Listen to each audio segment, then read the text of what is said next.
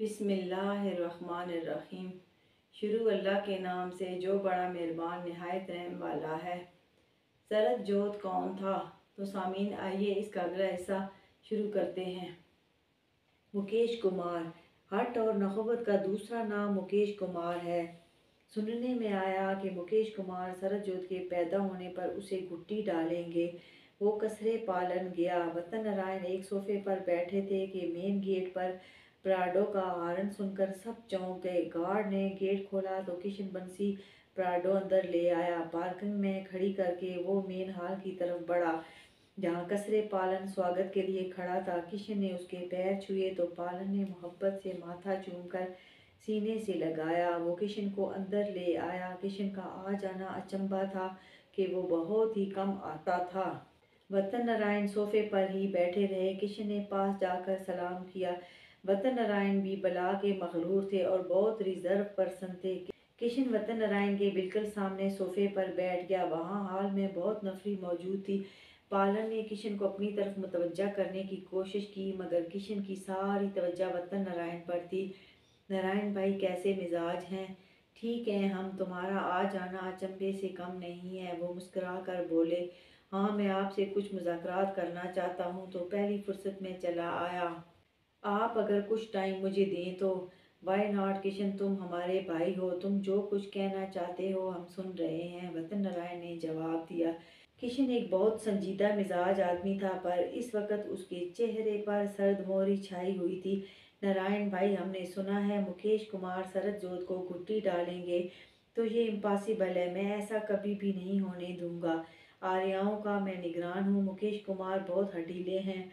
उनकी गुट्टी से मेरे कारण मसाइल खड़े हो जाएंगे। तो मैंने फैसला किया है कि आप सरद जोत को गुट्टी डालेंगे कि आप धरती पर उसके वाहिद मेज़बान हैं। वतन नारायण इतना सुनकर परेशान हो गए। किशन, ये कैसे मुमकिन है? मुकेश फैसला कर ले तो पीछे नहीं हटता। पालन जोर देकर बोला, कमांडर आप प्लीज़ खामोश रहें। किशन ने दुरुस्त लहजे में कहा, यू शट अप किशन, तुम डैड से किस तरह बात कर रहे हो? वतन नारायण भड़क गए तो मित्रों किशन का पारा भी चढ़ गया। उसने लात मार कर शीशे की टेबल उड़ा दी जो अपने साथ साइड टेबल भी चिकनाचूर करती गई। नारायण भाई, मैं यहाँ हुज्जत सुनने नहीं आया और ये मेरा लास्ट फैसला है। उसने जेब से हनी की सील बंद छटांग की बोतल वतन नारायण के हाथ पर दे मारी। ये हनी है, नस्ल दर नस्ल मेरे पास चला आ रहा है, आप इसे संभाल के रख लें। वो झांसी हॉस्पिटल में ऊपर वाली मंजिल पर जन्म लेगा। हाँ, ये है कि जब उसकी पैदाइश का वक्त आया तो आपको इन्फॉर्म करना मेरा काम है। आगे आपने शिमला से झांसी कैसे पहुंचना है ये आपका अपना काम होगा। और नारायण भाई, कसरे पालन के खरे रतन, अगर आप सरदजोत को गुट्टी ना डाल सके, मुकेश जी ने गुट्टी डाल दी तो फिर कान खोल के सुन लें, मैं उसी वक्त आऊँगा और आपको उठा के ले जाऊँगा और अपने महल में लेकर आपको बरत डालूँगा।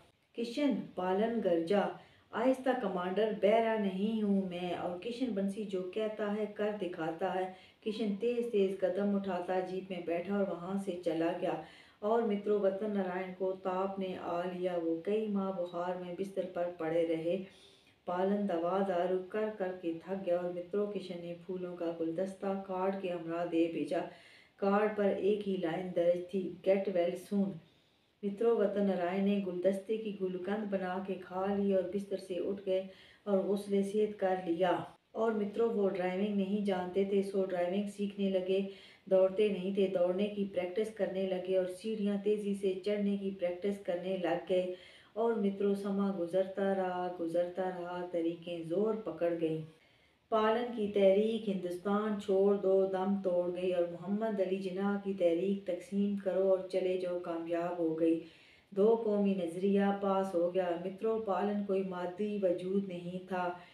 बरसगीर का दूसरा नाम पालन था। उसके बदन पर बरसगीर का नक्शा था और बरसगीर की सारी रियासतों से उसके बदन की सजावट थी। उसने अपने बदन की सजावट बचाने कारण हर मुमकिन कोशिश की मगर मुकाबल भी कुव्वत, फैसला और यकीन के दहाने पर खड़ा था।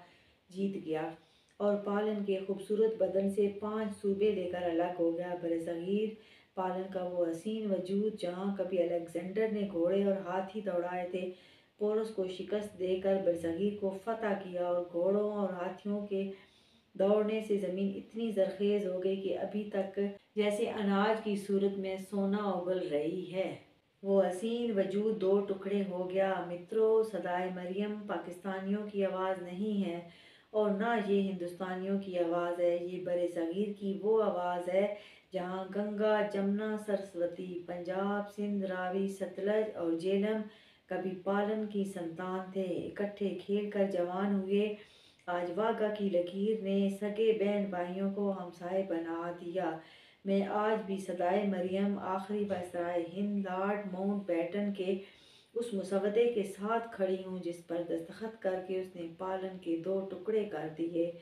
मैं आज भी सदाए मरियम मोहम्मद अली जिन्ना की आंखों की उस ताज़ीम के साथ खड़ी हूँ जिन्होंने हुकूमत बरतानिया का झंडा वायसराय हिंद लॉर्ड माउंटबेटन की मौजूदगी में उतरने ना दिया। सदाए मरियम आज भी मोहनदास करमचंद गांधी की अर्थी के साथ खड़ी है जिन्हें सिखों ने मार दिया था।